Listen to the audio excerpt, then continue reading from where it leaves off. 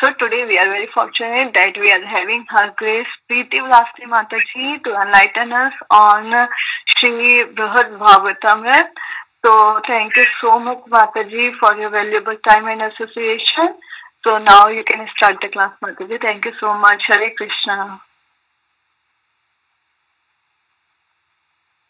Hare Krishna Mataji, please accept my humble obeisances, my Dandava pranams to everyone on the call. Thank you all so much for joining. So today we are continuing to read Sri Brihad-bhagavatamrita and we are on session number 3. So in our very first session, we saw some introduction about Brihad-bhagavatamrita, what it is, we saw a little about Brihad-bhagavatamrita, the scripture itself, and then we saw about Sanatana Goswami. And then in the next session, we kind of got into the Mangalacharan prayers, and then we just started the narration of the story where Narada Muni began his journey to find out the devotee who is the greatest recipient of the Lord's mercy. We saw that Narada Muni first met a Brahmin at Prayag and he praised him, and that Brahmin directed him to a king in the southern country. So we stopped there and we have to continue from there today. Start off with the prayers. Om Namo Bhagavate Vasudevaya. Om Namo Bhagavate Vasudevaya. Om Namo Bhagavate Vasudevaya. Om Ajnanatirmirandasya Jnananjanashalakaya Chakshurunmilitam Yena Tasmai Shri Gurave Namaha. Mukam Karoti Vachalam Pangam Langayate Kirim Yat Krapaktamaham Vande Shri Gurum Deenatarinam. Nama Om Vishnupadaya Krishna Presthaya Bhutale Srimate Radhanatha Swami Nitinamni. Nama Om Vishnupadaya Krishna Presthaya Bhutale Srimate Bhaktivedanta Swami Nitinamni. Namaste Saraswati Devi Gauravani Pracharini Nirvikesha Shunyavadi Pachayati Dishatarine Jaya Shri Krishna Chaitanya Prabhu Nityananda Shri Advaita Gadadhara Shri Vasadi Gaura Bhakta Vrinda. Hare Krishna Krishna Krishna Hare Hare Hare Rama Rama Rama Hare Hare. So, as I mentioned in our previous session, we saw how Narada Muni began his journey to find out the devotee who is the greatest recipient of the Lord's mercy. Narada first met a Brahmana in Prayag and he praised him. Sorry, Mataji, can you speak little loud? Oh, is it not loud? Okay.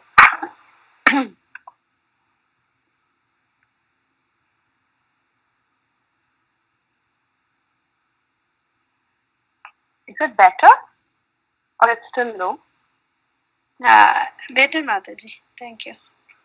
It's better or not? Yes. Or should I try a different? Okay. No, Mataji, it's better. Okay. So, Narada, he went in search of the devotee who has received the greatest mercy from the Lord. Narada first met a Brahmin at Prayag and praised him, saying that he is the greatest devotee, saying his activities. But then the Brahmin, he humbly said that he is not at all qualified. He doesn't have any qualification to be the greatest recipient of the Lord's mercy. And this Brahmin directed Narada to a king in the southern country. And he described the glories of that king in the southern country. And we stopped there. So we have to continue from there. Now, Narada, he proceeded to the southern kingdom after he heard all the glories of this king from the mouth of Narada Muni. From the mouth of the Prayag Brahmana, Narada, he proceeded to the southern kingdom. So, as he entered the capital city of that kingdom, vibrating his veena, Narada saw that wherever he saw the people in the kingdom, he saw that all of them were completely absorbed in the festive worship of the Lord. So in fact, the kingdom was much more splendorous and much more wonderful than what the Prayag Brahmin had actually described in the previous class that we saw. The Prayag Brahmin gave a very huge description about the people in that country and how the kingdom is maintained by the king. So when Narada went there, he saw that the kingdom was so much more splendorous, it was so much more beautiful, and the people, the way the people were behaving, it was so exemplary. It was much more than what he had expected, much more than what he had heard from the Prayag Brahmin. So to hear about a place is one thing, and to go and really see it is a totally different experience. We might have all seen this in our own lives. So we hear about a place and we go and see it, it's very, very different. So the experience is a million times more intense. So like that, finally, Narada, he went around the kingdom watching all the people, and finally he approached the king. So when he saw the king there, he was so excited to catch a glimpse of this wonderful king, and he went running to him and he embraced him and he told him, "Oh, you are the greatest recipient of the Lord's mercy. After all, your kingdom is so opulent. Your citizens are endowed with such good character. You are so religious. Your land is so prosperous. You're full of knowledge. And most importantly, as a king, you have so much devotion to the Lord." So, the sign of a good leader is that the citizens are actually endowed with good character. So, when the leader is good, even the citizens are also good. The character of the citizens is also glorified. So, not only were they very cultured, citizens, they had very good civilizations in terms of Vedic standards and all that, but they were also very responsible. They did all their prescribed duties perfectly, which means that they realized all the goals of human life properly. We know that the different goals of human life is dharma, artha, kama, and moksha. But more important is Krishna consciousness, to behave in a Krishna conscious fashion throughout life. So they were all very, very Krishna conscious. And the entire community was a very God-centric community, very, very God-centric. They didn't have pride. They followed the principles of dharma properly. Even as they were in the varnashram, they followed the principles so perfectly. Like they made sure that the hungry people were fed. The grihasthas maintained the other ashrams like sannyasis and brahmacharis. So, like this, varnashram was in proper place, and all of them were very dharmic. So Narada was so happy to see all this. He was so happy and he was so delighted in heart that he embraced the king again and again and again, and he was praising the king so much. Now, the king actually, he was so happy that such a great sage like Narada Muni has come to his kingdom to see him. So he was so ecstatic. So first he invited Narada Muni, he worshipped him appropriately, and he was offering, his respects, and he was actually worshipping Narada Muni, the great sage who had come there. But while the king was worshipping Narada Muni was continuously glorifying him again and again and again. So like this, when such a great sage like Narada was speaking so highly of this king, the king was actually very embarrassed. He felt so bad. He felt so embarrassed at the praises of Narada. He bore down his head with so much shame by the weight of hearing his own praise. This praise that was coming on him was like a big burden on his head. So he was putting his head down by the weight of the praise that he was hearing. In this context, actually, Radhanath Swami Maharaj, when he talks about humility, he says, when we are praised, for something we do, someone praises us, and we feel happy. Actually, it means that we are not at all humble. Real humility means when somebody praises us, and if we have even an ounce of humility, a bit of humility, we should feel like a total fool. If we are not feeling like a total fool when we are praised and we actually enjoy it, that means we are not at all humble. We have a long way to go. So he says when you actually advance in Krishna consciousness, this is a sign of advancement in Krishna consciousness, really. So when we advance in Krishna consciousness, it is more difficult to tolerate being honored than to tolerate being dishonored. So I know I have a very long way to go, but I was just thinking about this, how appropriate it is with respect to, the king. He's such a great king. He's got so much power, so much opulence. And praise is something that he gets every day. Right? Just think about it. And he was feeling so ashamed when a great sage like Narada came and started praising him. And he was feeling like a total fool in front of Narada. He was thinking, oh my God, what is this? And he hung down his head in shame. So the king was actually genuinely embarrassed. It was not that he was acting like he was embarrassed or he was acting like he's humble and saying, no, nothing like that. No, it's not like that. He was genuinely embarrassed. He was ashamed. He just hung his head down. So with this intense shame, the king told Narada Muni, who am I? I'm so insignificant. I'm such a small human being with a short span of life. How many years am I going to live? 100 years? And how much opulence do I have? How much can I give others? I'm just the king of one small kingdom. I have very little opulence. I can't give much to others. More than anything, just look at my condition. I'm always in Maya. I'm always attacked by these threefold miseries of life. So anyone in this material world, we are constantly attacked, right? We are constantly attacked by the threefold miseries of life. He said, as a king, I have so many duties to perform. I'm very, very fallen because I'm distracted by these duties and these other things. I'm actually very, very fallen. And I really don't even deserve the promise of the Lord. The Lord has given everybody a promise that he will show his favor someday to all of us. He says to Narada that I have no hope of getting the Lord's mercy in any way because I'm so fallen, I'm so unqualified. Then he tells Rana, why do you think of all people and that I am an object of compassion of the Lord? I really don't understand. Then the king said, actually, you know who's the real object of compassion of the Lord? It is the demigods. They are real objects of Supreme Lord's mercy. Why? They have effulgent bodies. They look so beautiful.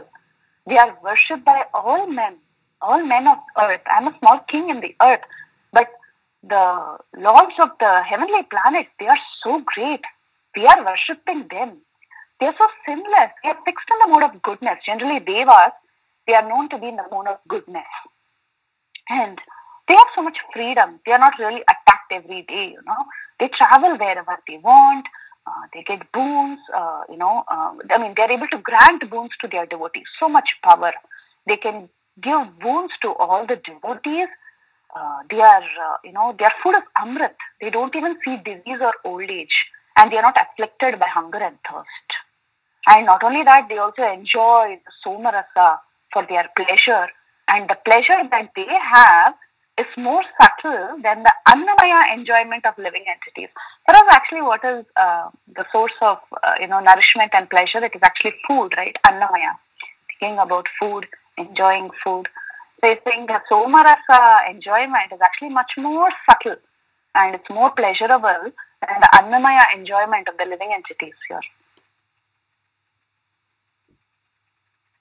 So we have so much pious work, with our qualifications, we can't even enter heaven.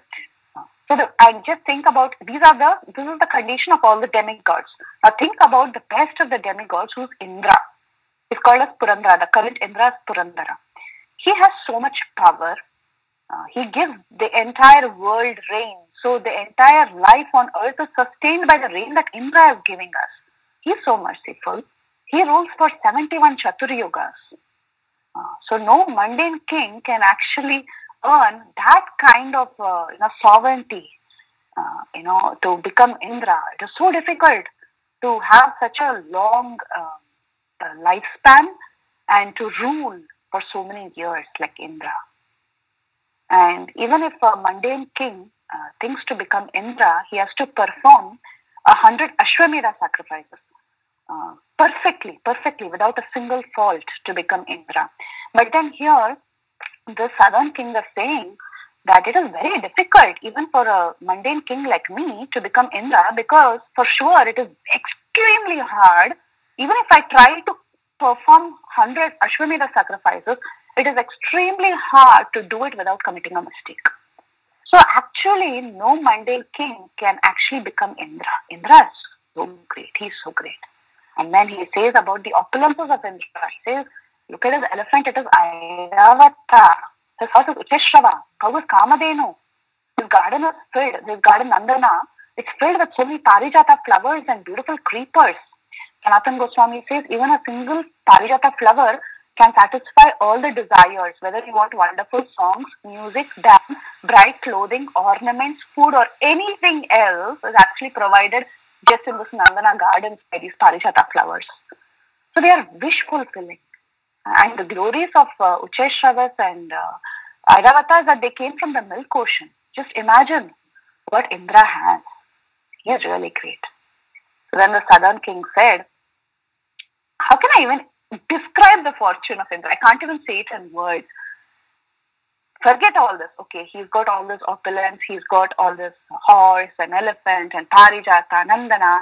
Even if you don't think about it for a minute, just think about this. The Supreme Lord in the form of Vamanadev has become his younger brother, Upendra. He's known as Upendra because he is the younger brother of Indra. And there, he's shielding Indra from danger. He always fights for the demigods and protects them from the demons. He does that all the time. He's with them. He accepts elaborate worship that Indra is offering him personally. So Lord Vamanadev is not only Indra's brother in theory, but he also acts as Indra's brother. Indra worships him and Vamanadev accepts the worship and he protects him. He takes care of Indra. So like that, this king, he was glorifying Indra, saying that I am actually not qualified. You said something that I am very, very qualified, but I am not qualified. But actually it is Indra who is much more qualified. So we'll just see what all the king said. First of all, he said for himself that he was a human, he has a very short lifespan. Second, he had very little opulence and he was not able to give much to others. Third, he had no independence. Fourth, he was always fearful and he was attacked by the three modes of material nature. So therefore, he said that I don't even deserve to receive the Lord's mercy even in the near future. So he said, Narada Muni, your claim is wrong. I don't deserve anything. And how did he substantiate this, saying that Indra is better? He said, first of all, he said the demigods are real recipients of the Lord's mercy. Why? Because they have effulgent bodies, they are worshipable by ordinary men, they are sinless, they are fixed in goodness, and they are very, very happy, and they fulfill their devotees' desire. And also, their food is nectar of immortality. They live in heaven, which we humans can only attain by perfect piety. So this is what he talks about the demigods. And then he says, among the demigods, Purandara, Indra is actually the best because he can curse and benedict as he likes. He can simply give boons, he can curse, he can do a lot of things. He rules for 71 cycles of the 4 ages, which is Satya, Dwapara, Treta and Kali Yuga. Like that 71 cycles, that is the rule of Indra. And it's much more than a mundane king like me. I have a short lifespan for a few years of rule. And Indra personally has Ucheshravas, he has Airavata, he has Surabhi cows. At the back of his palace, he has Nandana garden, and there are Parijata trees and flowers and creepers that fulfill all the desires. And they even take any form, the creepers take any form and satisfy Indra. So like this, he glorifies the demigods, then he glorifies Indra, and then he says, beyond all this, Indra's younger brother is Vamanadev, and he's come as his younger brother just to protect him from all danger. So like this, he glorifies Indra and says, Indra is actually the recipient of the Lord's mercy and not me. So this is a theme that you see. First, the devotee will say his disqualification, what all I don't have, and then he'll point out to another devotee and substantiate, say why that devotee is great, why he is actually the object of the Lord's mercy. So like that, the king first spoke about himself, his faults, and then he talks about the demigods and he especially glorifies Indra. So after hearing what this king had to say, in Narada, he proceeded towards heaven. He proceeded towards heaven to go and meet Indra. So now let all of us enter heaven along with Narada and see what is happening there. So as Narada Muni entered heaven, the very first sight Narada saw was the Supreme Lord Vishnu, surrounded by a host of demigods. He was looking so beautiful. He was decorated with sandalwood coat. He was wearing divine ornaments. He was wearing garlands, Vaijayanti Mala, made with various flowers. He was sitting very comfortably on the back of Garuda, and he was being worshipped. Brihaspati was present there. Brihaspati is the spiritual master of the demigods. He was present there, and he was praising Vamana. And then Mother Aditi was there. She is the mother. So she was pampering him, and she was affectionately talking to him. All the Siddhas, Apsaras, Gandharvas, Vidyadharas, all of them were praising him, and they sang and they danced and they played music for the Lord's pleasure. So the demigods, they were also seen to be following the standards of deity worship, as it is described in traditional scriptures like Vishnu Bhakti Chandrodaya and others. So traditional deity worship involves offering 16 items of worship, beginning with Padya Arghya, which is waters for the pleasure of the Lord, and the other standard is offering 64 items, which is much more elaborate. So in the heavenly planets, it was seen that they were worshipping the Lord by following all these rules and regulations. And the Lord, he was sitting there, he accepted the worship of Indra and his associates, and he was assuring Indra that he will surely give him protection against all the demons. So he raised his hand in the Abhaya Mudra, it is described. So there are actually two, three mudras that you see in deities. One is the Abhaya Hasta. Abhaya Hasta means the palm, that's the palm that is open and that's shown vertically up. Most of the deities have this mudra, Abhaya Mudra. We're not talking about Krishna holding the flute. This is more when you see deities in awe and reverence. So Abhaya Mudra is actually the benediction pose where they are, raising their hand like that. And then there's another mudra called as Varada Mudra. Varada Mudra is pointing downwards. If you see many Vishnu temples, you can see one hand, the palm, is actually pointing downwards. That is called as Varada. And this is called as Abhaya. So, he was showing the Abhaya Hasta, Abhaya Dana Mudra. That's how the commentary is describing his pose. He was giving this Abhaya Dana Mudra, and he was assuring his brother Indra that he will be protected. So, Kirti Devi, the wife of Vamana Devi, is called Kirti Devi. So, Kirti Devi, she came there, and while Vamana Devi's mother Aditi was talking to him, and Indra was glorifying him, and he was showing the Abhaya Hasta, at that time, Kirti Devi, she came forward and she gave Vamana Devi very lovingly some betel nut to chew. She had prepared it so perfectly, and Vamana Devi, he took it between his thumb and his forefinger, and he elegantly put it into his mouth. So like that, Narada Muni was seeing all this. He was seeing how Indra was behaving. He was seeing how Aditi was so affectionate. He was seeing the loving exchanges between Kirti Devi and Vamana Devi. And Narada was so happy. He had come to heaven to meet with Indra, and he was so blessed. He felt so wonderful that the first thing he got to see was actually the Lord himself. The first darshan he gets in Svargaloka is actually the Supreme Lord himself. Now, of course, the Lord is the most important resident in Svargaloka, but Indra was so happy that he was seeing the Supreme Lord being worshipped there. Not only did the Lord reveal his supremacy there, but he also revealed the fact that he specially favored Indra by allowing Indra to worship him. So, praising the Lord, seeing the Lord, praising him again and again, Indra's heart was so filled with gratitude towards the Lord, and after he offered the worship, he went and sat on a throne beside the Lord. Because of course it's his kingdom, he had a throne for himself. So he went and sat next to the Lord, and he was looking at the beauty of the Lord, and his eyes was filled with so much tears. In fact, he was shedding tears from all his thousands of eyes that Indra has. So after this brief meeting of the Lord with his brother, Vamana Dev, he proceeded towards his residence, and Indra followed him some distance, and then returned back to his assembly hall. Narada, he was watching all this, and he was waiting for a correct moment to catch up with Indra privately. After Indra got back, Narada, he went to Indra and he greeted him and he said, all glories unto you. Please accept my blessings. Narada was so excited. He said, you have surely received the Lord's greatest mercy. Narada Muni said that Indra was the recipient of the Lord's greatest mercy because he began to explain why he feels so. He said, he's a great leader. All the demigods like Surya, Chandra, Yamaraj, all of them obey him.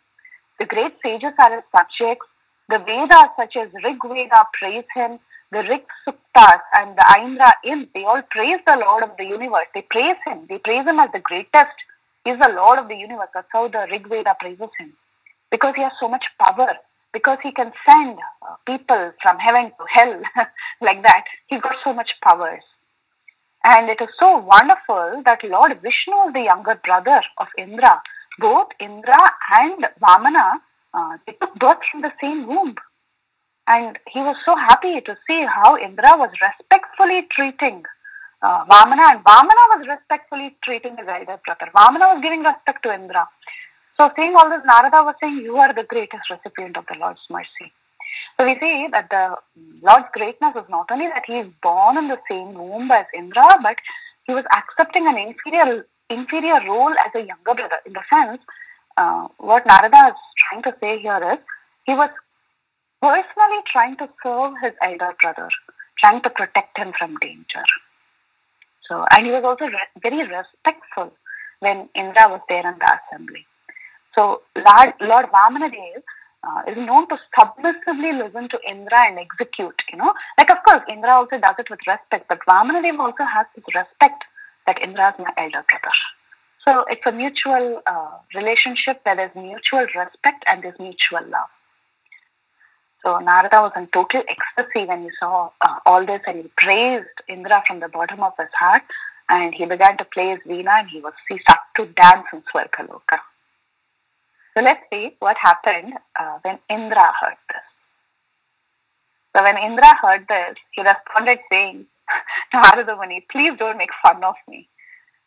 You have become like a Gandharva. Gandharva, they are expert in this art of manipulating people with false praise and ridicule. You're doing that to me? Don't do that. He says very humbly, he doesn't criticize Narada, but rather in a very humble mode, he's saying, don't make fun of me, please. He says, I have not received Lord's mercy at all. What are you saying? Are you making fun of me? I have not received the Lord's mercy at all. In fact, he says that he's having a very hard time here. He says, I am actually in total state of misery. I have so many problems. And he starts to give reasons. He says, how many times we had to leave Swargaloka out of fear of the demons and hide and disguise ourselves as sannyasis and others, in other places, in other forms actually. They took so many other forms, hiding from the demons. Actually, there's one nice scriptural reference in the Srimad-Bhagavatam that after killing Vritrasura, Indra was chased by sin personified, and he had to hide, and he entered Manasa Sarovar lake. So this is a verse from Bhagavatam. It says, always thinking of how he could be relieved from the sinful reaction for killing a Brahmana, Indra, invisible to everyone, lived in the lake for 1,000 years in the subtle fibers of the stem of the lotus. The fire god used to bring him his share of all yajnas, but because the fire god was afraid to enter the water, Indra was practically starving. So like that, he's put into such situations. Srimad-Bhagavatam 6:13-15. He's put into such situations. So Indra is saying, sometimes even I flee out of fear, and I have to take so many other forms, and I have to disguise myself and live in all sorts of conditions. And he says, once Bali took over Swargaloka and enjoyed Indra's share of all the sacrifices, and he replaced the host of demigods. You said the demigods are great, right? But he said the host of demigods, they were replaced by Bali's associates. So this refutes the claim of Narada that the demigods actually obey him, in the sense that they are not so much in control. Indra is not so much in control. He can lose control. And the demigods and himself, they are all always afraid every moment. that they will lose control. So then he said, not only that, Lord Vamanadev, you said, has appeared, as my brother. But just think about this. Vamanadev appeared on the request of Indra's parents from the Lord, and the Lord who came was a partial expansion of the original form of the Supreme Lord. And that too, Vamanadev just didn't appear like that. He appeared after a lot of delay. Mother Aditi had to undergo so much austerities, and Vamanadev came really late. So don't think that, I'm so fortunate or I'm especially being favored by the Lord. The Lord came, but he came just to satisfy Mother Aditi. Ultimately he came to help me. So, and just think about it. How did Vamanadev actually win the kingdom back for me? It was by a deceptive way. He begged the kingdom back. He did not fight like an honorable Kshatriya would fight. So, actually, it's an embarrassing thing for a great personality like Indra to have the kingdom back by deceit and begging. So he said, he didn't kill the demon. His Bali was not killed. In fact, when Indra was, being tortured like that, and he was during many of the situations when the demons were taking an upper hand, at that time, Indra was, when he was in disguise, he was almost starving with hunger and thirst. He was really, really suffering. So like this, Indra, he explains his actual condition. It looks like I'm receiving so much mercy, but that is not true. Then he says, the demigods are very contaminated. We are all very contaminated. We have so many faults. We have a lot of rivalry. We have a lot of jealousy. So he says, we are actually not fixed in the mode of goodness. Remember, the southern king said they are always in the mode of goodness, right? So here, Indra is refuting that fact. He says, we are actually not always fixed in the mode of goodness. We have committed so many sins. And he talks about himself. He says, I've committed sins, like sometimes I've even murdered Brahmanas, like Vritrasura and Vishwarupa. So, he says, I'm not sinless, and neither are the other demigods sinless. We are all, everyone, all of us are intoxicated by power. We are in fear of losing our posts. So, because of this constant fear, even our bodies are not effulgent. The southern king said, right, their bodies are very effulgent and they are always in bliss. He says, no, our body is not effulgent. We are not always in the mode of goodness. We are always in constant fear. In this way, the southern king's claim that the demigods are always worshipable by mortal men was actually defeated by the words of Indra. So he says that they are hardly better than the ordinary men of the earth. So Indra, he refuted the claim that the Lord had any special favor for him. Indra knows that his dear brother Upendra appeared in his original form as Krishna on earth, right, to favor the Yadus and the wives of Dwaraka. And he treated Indra with contempt by stealing the Parijata tree and taking away the Sudharma assembly from Swarga to earth where humans live. So he says, actually, Krishna is not favoring me. You just think about it. When he's now currently as Krishna. He's in the earthly planets.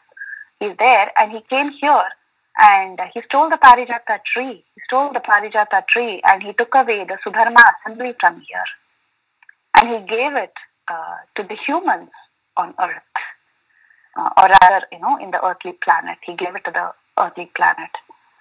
So, this claim that I have this wonderful Nandana forest, or I have great assembly, and, all these things, all these opulences, these things are not permanent, because the Lord doesn't hesitate to take it away for his more intimate devotees who are actually more favored than himself, more favored than Indra. So we see that Indra was somewhat dissatisfied with himself. It was not that he was dissatisfied with the Lord, rather he was dissatisfied with himself. He considered himself fallen, and it is a natural part of devotional service. What is the meaning of fallen? Fallen means that you know what you have to do, you know the standard, you know how good you must be, what kind of devotee you must be, but you are unable to do it. So that's how Indra was feeling. He was feeling, actually, I have not received the Lord's mercy because I'm so incompetent. I'm very, very fallen. And he humbly feels that the Lord was never pleased with him. He never did enough to please the Lord. Then Indra continues that not only this, he also persuaded all the cowherd men. Who? Krishna. He persuaded all the cowherd men to worship the Govardhan hill. He stopped the Brajvasis from worshipping me in the Govardhan Leela that we hear. Krishna burned down the Khandava forest, which is so dear to Indra, just to cure Agni's stomachache. And he used Indra's own son Arjuna to finish this task. So he says, it's not that I really have so much mercy. He says about the most celebrated killing of Vritrasura. So the story of Vritrasura is actually described in many, many, many scriptures. And one of the oldest places where we find this story of Vritrasura is that it's described even in the Rig Veda. And in the Rig Veda, actually the hero is not Vritrasura. The hero is actually Indra. So in the Bhagavatam, we see that, there's a role reversal everywhere. Some examples I'll tell you. I'm just digressing a little bit. So we see in the story of Vritrasura, how in Bhagavatam, Vritrasura was so celebrated. He is actually the hero of the entire episode. Then in the story of Vamanadev going and receiving land from Bali Maharaj, actually Bali Maharaj is the hero. He is the one who is being described as the hero, and all glories is about Bali Maharaj, about the art of surrender. Then you look at the story of Prahlad Maharaj. Hiranyakashipu was ill-treating his son Prahlad, and Lord Narsingadev came and saved Prahlad Maharaj. So one may think that Narsingadev is actually the hero of the story, but Bhagavatam takes a turn and it says no, Prahlad was the hero, because there are so many chapters glorifying just Prahlad in the entire, I think 7 chapters of that particular canto, 7 or 8 chapters of that particular canto, 7th canto. So you see so many chapters just dedicated for the glories of Prahlad Maharaj. Everything is about Prahlad Maharaj. So like that is the mood of Srimad-Bhagavatam. But however, here in the Rig Veda, if you see that, you see that Indra is actually celebrated as the hero. It is not Vritrasura who is celebrated as the hero. And Indra is celebrated for killing this horrible demon Vritrasura. Actually, when this pastime had occurred, it is said that it occurred when Brahma was creating this world and the planets with the help of his assistants. And at that time, Vritrasura apparently had interfered with creation by keeping the oceans trapped in the mountains. And at that time, Indra is praised. Indra was called on and he's praised because he ultimately defeated Vritrasura and he freed the waters of the universe. This is again commentary by Sanatana Goswami. He talks about this. So, Indra actually belittles this incident here, though he's glorified so heavily in scriptures, and that's what the Southern King was saying. He's so great. He's able to, punish people. He's so great. But then Indra is belittling himself, saying that, the Lord, he didn't want to directly kill Vritrasura, and he sent me on this behalf to finish this task. But then Vritrasura was actually a pure devotee. He was a pure devotee in the guise of a demon, and me killing him was actually a tragic thing rather than a glorious thing. Though in some scriptures you see Indra is being glorified like this, Indra himself is saying it's such a tragic ending. I had to kill him, but ultimately he was such a great devotee and it was a big shame on me to kill him. So like that, Indra talks about himself. Then Indra talks about another incident. He says, there was once an incarnation of the Lord by the name Vaikuntha. This is one incarnation of the Lord. You can read about this incarnation in Srimad-Bhagavatam, Canto 8. You can read about this particular, I think chapters 4 and maybe chapter 5. Chapter 5 verses 4-5. You can look up about this particular incarnation. So in that verse, it says, in the verse of Srimad-Bhagavatam, it says that by the combination of Shubra and his wife, the Lord appeared as Vaikuntha along with the demigods who appeared as his personal planetary expansions. So to please, what happened during this pastime when he came as Vaikuntha is that Lord Vaikuntha actually, he attacked Indra's Swargaloka and he sacked that place and he created another loka, another Vaikuntha planet, which was manifested inside this material world, and it is considered eternal. And he did this to please his dear wife, Ramapriya, the goddess of fortune. And this particular loka that he created is located above Brahma's planet. Yeah?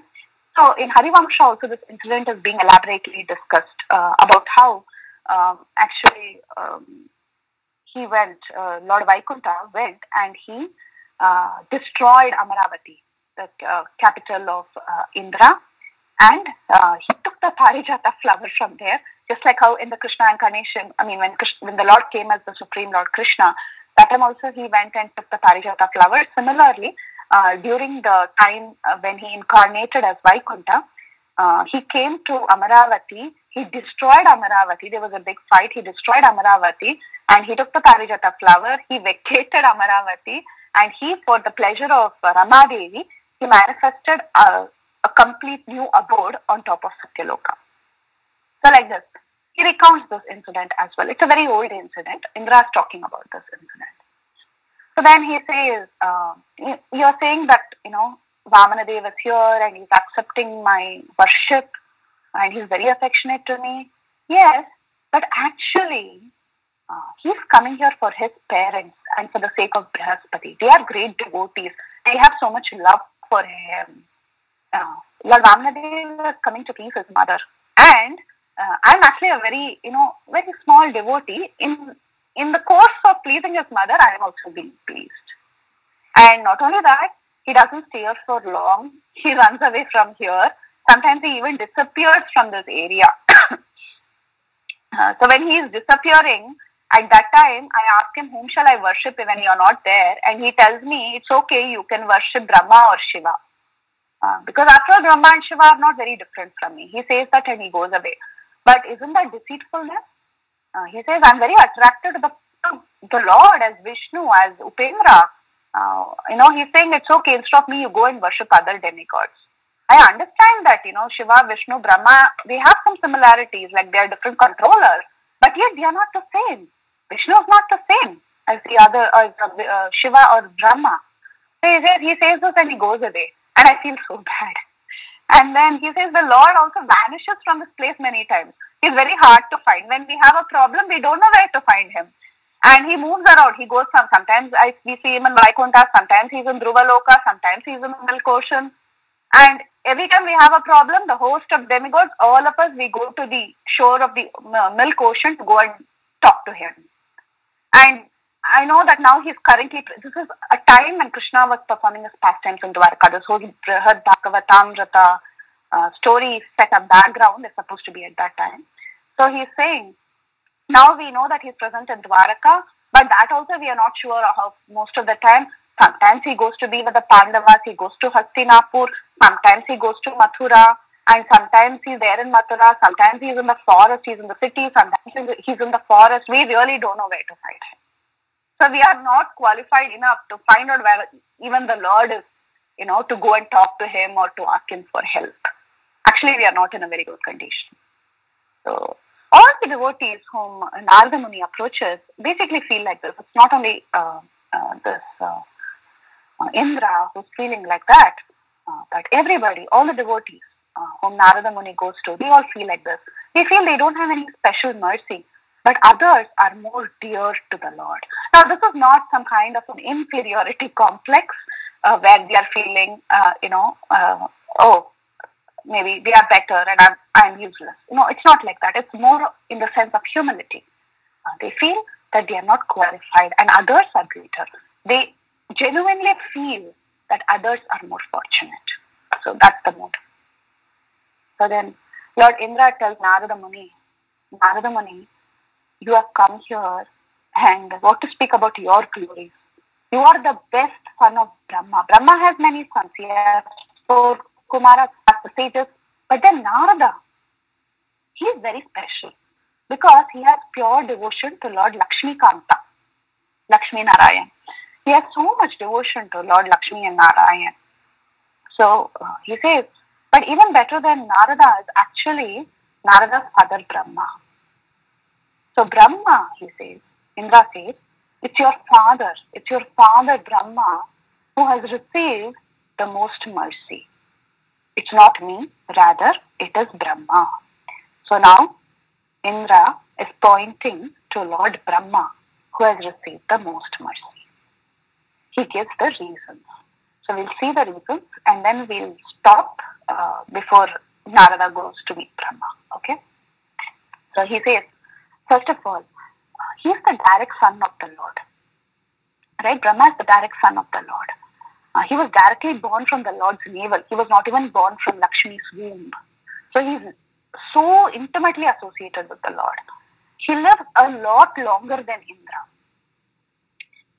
So in one day of Brahma, there are 14 Indras. There are so many other sets of Manus and other demigods. One day is equal to 1,000 cycles of the earthly ages. Brahma is the creator of all the planets and their rulers. He appoints all the demigods. Even I am appointed by Brahma. He is the universe's chief protector. How is he protecting the universe? First he says he has created the universe. Then he says he is protecting the universe. How is he protecting the universe? By establishing various laws, Vedic sacrifices, social laws. All this is set by Brahma. So, in that sense, Brahma is the chief protector of this world. And he is also the chief destroyer. How does he destroy? We know Shiva is the destroyer. But how is Brahma the destroyer? Because when Brahma goes to sleep, half the universe is destroyed. And when at the end of Brahma's lifespan, everything is destroyed. So in one sense, Brahma is also the destroyer. So he is so great. So there is one verse in Srimad-Bhagavatam 7:3:26-27, and this was spoken by Hiranyakashipu. Hiranyakashipu, sometimes he gives very good gyan, he starts preaching in Srimad-Bhagavatam. And there, actually in one of the places, when he sees Brahma face to face, he's actually offering prayers to Brahma. In that prayer, Hiranyakashipu is saying, let me offer my respectful obeisances unto the Supreme Lord within this universe. At the end of each day of his life, the universe is fully covered with dense darkness by the influence of time. And then again, during the next day, that self-effulgent Lord, by his own effulgence, manifests, maintains and destroys the entire cosmic manifestation through the material energy which is invested with the three modes of material nature. He, Lord Brahma, is the shelter of those modes of nature, Sattva Guna, Rajo Guna and Tamo Guna. That means, Hiranyakashipu is telling that when Brahma goes to sleep, there is destruction. When Brahma is awake, there is creation. And he maintains also this universe by giving this Vedic sacrifices and giving different laws. And he takes advantage of these modes of different nature, Sattva Guna, Rajo Guna and Tamo Guna, and he executes everything. So like this, very similar to what Hiranyakashipu is saying, similarly, here Indra is saying that actually Brahma is greater because he is in so much more control than me. And then he says, you were talking about Upendra being here, Lord Upendra being here with me, Indra was saying. But on Brahma's planet, the Lord lives as Mahapurusha. He is the form of Garbhodakashayi Vishnu. I think we saw this during our Goloka Chat seminar about Garbhodakashayi Vishnu's form known as Mahapurusha, living in the planet of Lord Brahma. 1,000-headed form of the Lord. And he accepts all the offerings personally made to him there, in Brahma's abode. So like this, he says, I can give you thousands and thousands of reasons why Brahma is so great. He is also an empowered incarnation of the Lord. And definitely, he is the one who has the mercy from the Supreme Lord, and I don't have any mercy.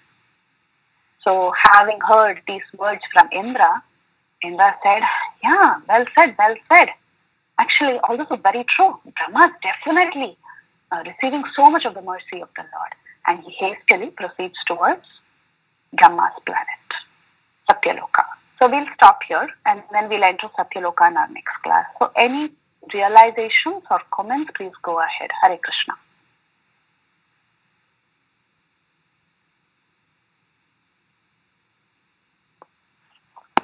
Hare Krishna, Preethi, Vilasini, Mataji. Very, very nice class. Very, very nice class. A couple, I guess, thoughts that I was having. I was just thinking about, when they were talking about the mercy of the Lord, and they were talking about the king and even about Indra, it's interesting that they're talking about, in a sense, the material aspects of how they see that they are, have the mercy of the Lord. So that was just something that I noticed. It just seemed kind of, I'm kind of like waiting to see, anxiously waiting to see what is that definition of mercy that we ultimately get to. You know what I mean? It's almost like building it up, which I thought was really, really interesting. It's quite enlivening, I must say. Yes.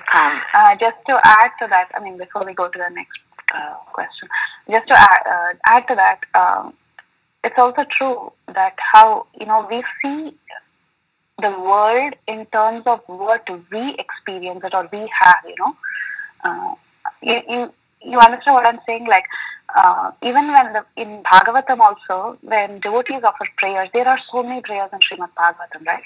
So when devotees offer prayer, they offer prayer in the sense of how they see the Lord, like the relationship that they have with the Lord. That is what is important to them. Just like in Queen Kunti's prayers, she's seeing the Lord in a way that the Lord is her nephew. Or in the prayers of Gajendra, he is giving prayers to a person whom, like he begins with the Supreme, the one who is beyond this universe, the Supreme Lord, like that. That is the mood in which he's seeing the Lord. So there is so much flavors in which the devotees are actually seeing mercy also of the Lord, based on what they are experiencing. Based on what they are experiencing and how the other devotee is experiencing it in a better way. So I just wanted to add that as well. Thank you, Mataji. Thank you, Vilasini. Hare Krishna. And the other thing, you had a couple of other comments, right? Yeah, I was thinking, I wrote something down. Let me just try to figure out what exactly I wrote. But this whole idea of what I noticed was, so in Indras, there's this mutual respect and mutual love. So that's also a certain level of devotion where the king is, so it just seems that eventually, obviously, it becomes more intimate. I was just thinking that progression is also there. Mm-hmm. So those are two thoughts that had come into my mind. But thank you very, very much. And I missed the part where you said the Abhaya Hasta, and then the other one was? Varada, Abhaya. And there are so many others, like, Jnana Mudra is there. Like sometimes you see Radharani, or even the Acharyas, they have Jnana Mudra, like the forefinger, the thumb. Yeah. Like there's so many mudras, right? So he was showing Abhaya Mudra. That's how it's described. Upendra was sitting there showing Abhaya Mudra. Mm-hmm. I just wanted to touch upon 2-3 mudras. Of course, there are so many deity forms with different mudras. Yes. Yeah. Thank you, Mataji. I probably have other questions, but I don't remember. But as we go, if we remember, I'll ask. But thank you very much. Hare Krishna. Thank you, Mataji. Hare Krishna, Mataji. Dandavad Pranam. Very beautiful class, Mataji. Hare Krishna, Vinaya Mataji. Thank you for joining the class, Mataji. Thank you for your association. Mataji, the question that Paneshwari Lakshmi Mataji was asking, Abhaya Mudra and Varada Mudra, right? What is the significance of that Varada Mudra, Mataji? Varada means giving boons, actually. Yeah, Varada gives boons. Abhaya dispels fear. Mataji, I didn't get you. Can you repeat it, Mataji? There was disturbance. Oh, okay. Varada is giving boons. Abhaya is dispelling fear, like that. And sometimes Acharyas, they have Jnana Mudra, that's like disseminating knowledge, like that. Oh, thank you, Mataji. Thank you for that detailed explanation. Hare Krishna, Mataji. Hare Krishna.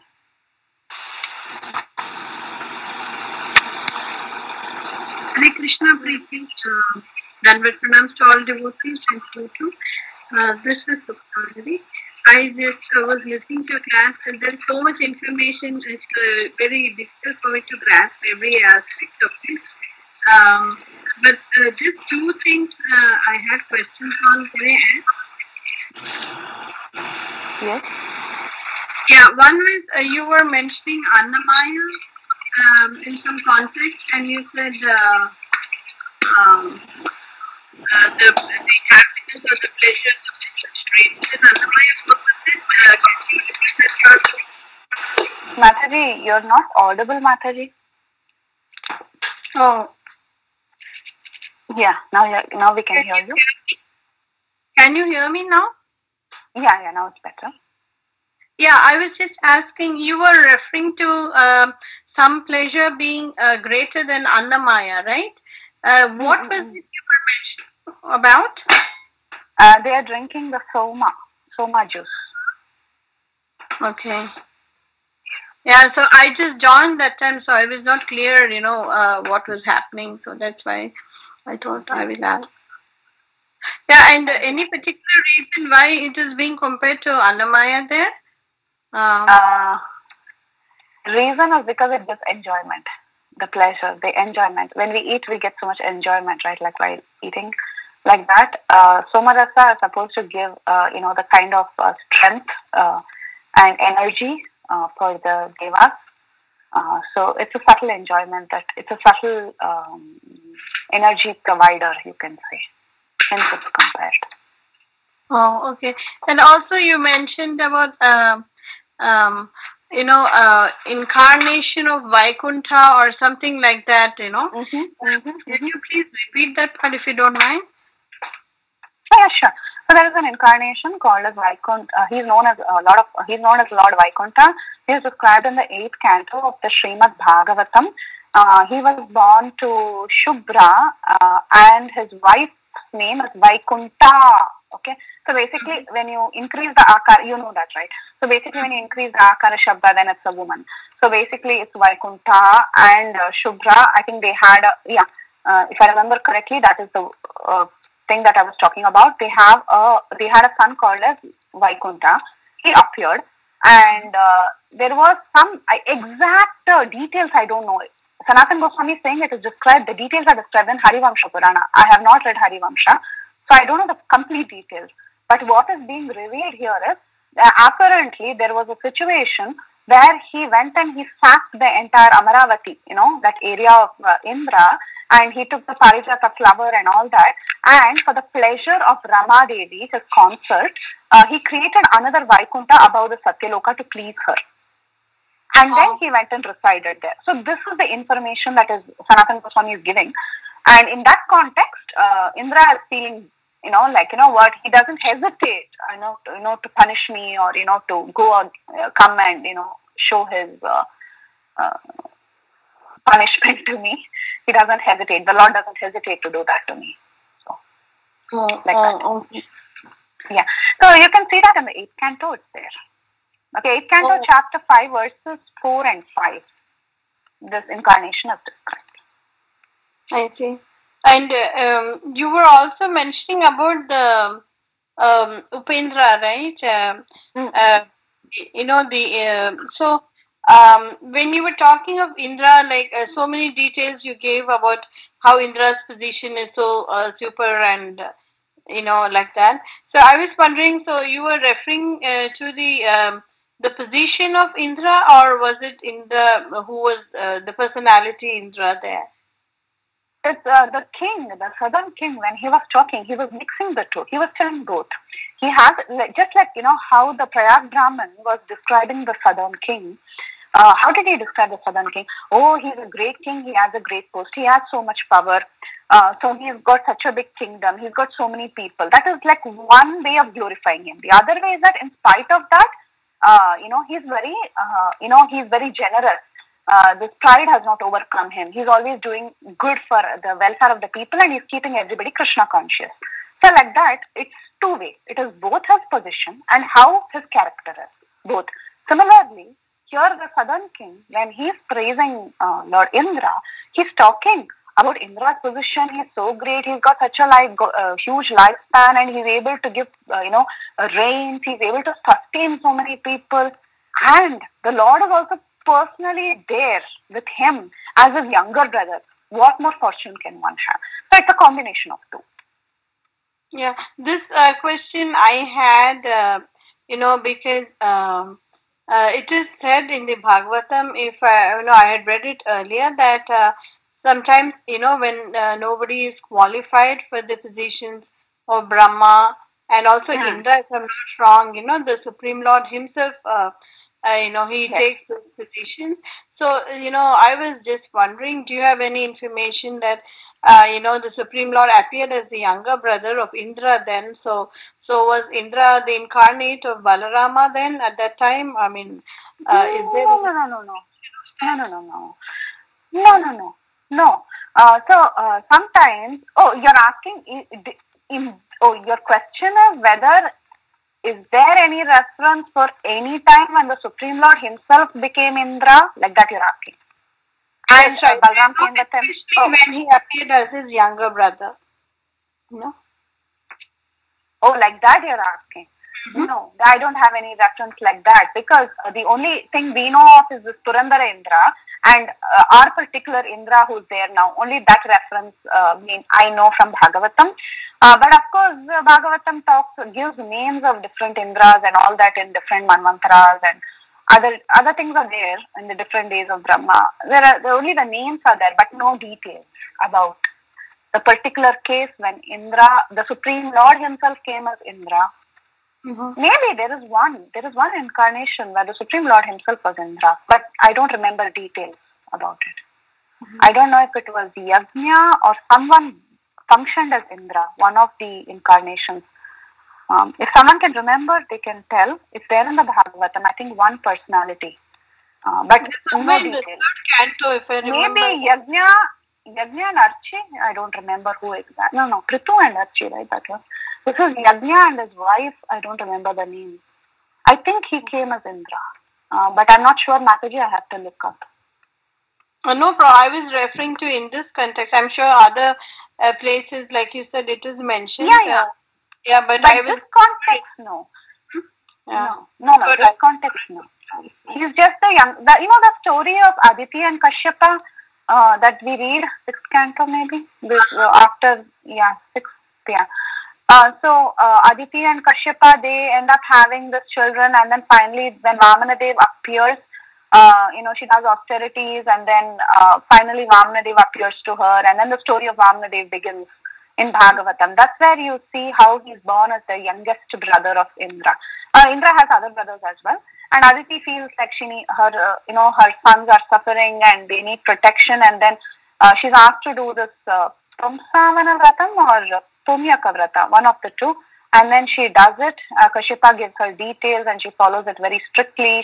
There are so many details. She wears one piece of cloth, she drinks only milk, there is a huge Pumsavana sacrifice or something like that. She does all that to obtain Vamana as her last child.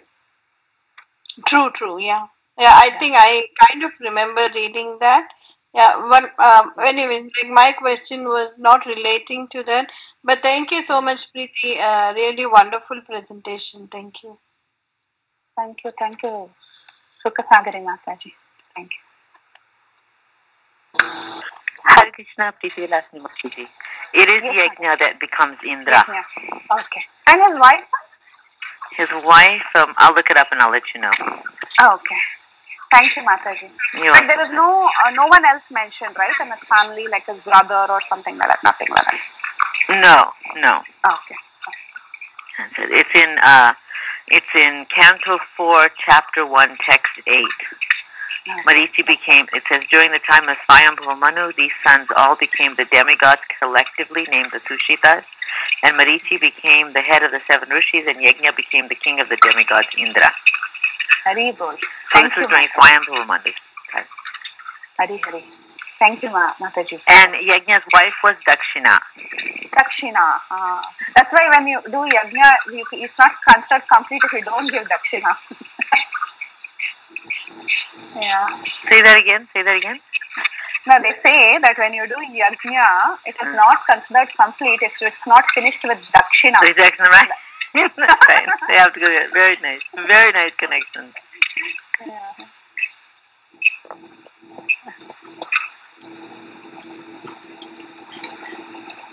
Thank you, Preethi Vilasini Mataji. Very wonderful class. Thank you, Kamadaki Mataji. Thank you for staying with us. Thank you. Mataji, you want to say anything? Any comments? Very wonderful. Wonderful presentation. Hari. Okay, Hare Krishna. Hare Krishna. Hare Krishna, Preethi Mataji, please accept my Dhanwadi Pranam. The class is super, Mataji. So excellent. Thank you, Supriya Mataji. Thank you, Mataji. Very appreciate. Thank you, Mataji. Hare Krishna. Hare Krishna. Hare Krishna, Mataji. Thank you so much, Mataji, for the beautiful class and discussion. Thank you so much, Hare Krishna. Thank you so much, Savitra Madhavi Mataji. We're so happy to have you again on the call. Thank you.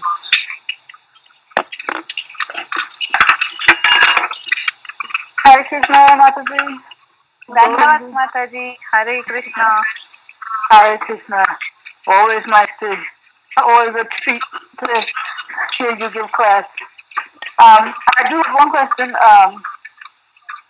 If you could just try to explain the difference between the humility that was expressed by each of these successive devotees and this quality of low self-esteem. Because externally, they do seem the same, but internally I know they're different. So if you could elaborate on the distinction, please. I think I got this, this point from today's morning class by Shubhavilas Prabhu. When he did this class, he was talking about sometimes people develop, actually this concept of inferiority complex, low self-esteem. That is also a kind of a pride or a kind of a thought of oneself, always thinking about oneself. It's me, sometimes they say when, I don't know, this may sound very rude, but this is not a judgmental statement, but what he was trying to mean is that, some people who are always thinking, oh, I have this problem, oh, I'm so fallen, oh, this happened to me, see, I don't have any luck, like that. So they're always thinking about themselves. It's, it's about them, surrounding them. Yeah, so that's a kind of an ego. Yeah, that's what Prabhu was explaining. It's a kind of an ego, actually. It's also a false ego. It's not a good ego. But good ego comes with humility. When you develop humility with the kings and with everyone else, they were saying, like God is so great. I mean, like they were thinking Krishna is so compassionate. He's so wonderful, and I am not doing my best to live up to the correct standard of a devotee. I need to do more like that. So there's a subtle difference, very subtle. Yeah, I think as you're talking, I'm trying to, and what I'm coming up with is, based on what you were saying, that those with low self-esteem or inferiority complex, their absorption is in themselves, whereas those who are humble, they are self-deprecating only because they are, by comparison to Krishna, who is full of all these wonderful qualities, by comparison to him only, they feel so small and inferior. But in either case, the sense of inferiority is there. But in the first case, it's because they wish that they were great, but they're not. Yeah, correct. Exactly. And in the second case, it's because they're appreciating so much the greatness of he who actually is great. Yeah, so beautifully in words. Thank you, Mataji. I think you helped me to to turn it. So thank you very much. Okay. Yeah. Mm-hmm.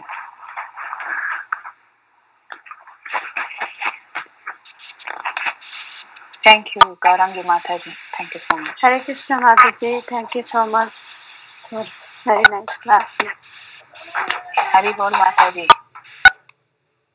Thank you, Anjana Gopika Mataji.